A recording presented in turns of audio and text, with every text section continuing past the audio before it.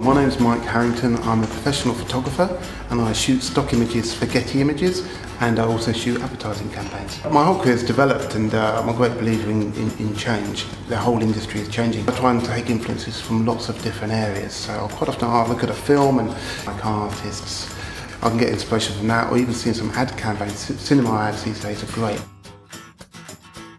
He introduced me to PhotoKey, and I've never worked with green screen before, so I've always, it's quite a new, novel thing for me, and I wanted to produce an image that really showed off the benefits of using the FXHOME software.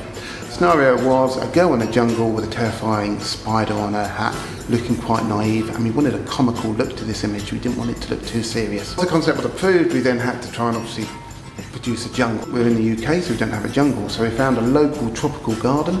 We took along with us a smoke machine and a heavy backlight. We backlit it, put the smoke amongst the trees, and that gave us a sort of look that we wanted. Now for the model we also would require a front light, and into a front light the location would have made the smoke far too heavy, so it's important for us to bring her into the studio.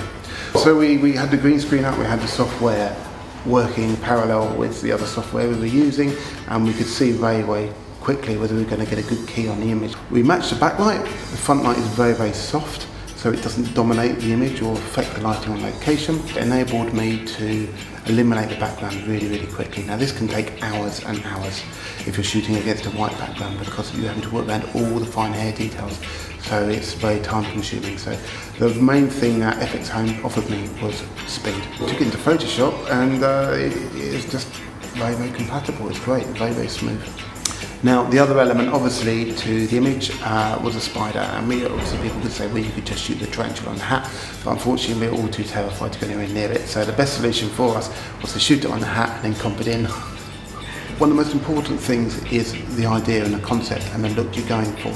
Now the temptation with any software that gives you a special effect is to whack everything up to its full level, so everything looks really meaty and really punchy, but then the image is relying purely on special effects, not on concept or on the look. So I really feel it's important to make sure you get that right, and with the jungle image, a heavy application of pushing software and having too much contrast and too much clarity really wouldn't work. It would work fine on its own, just with a nice soft finish and a well executed image.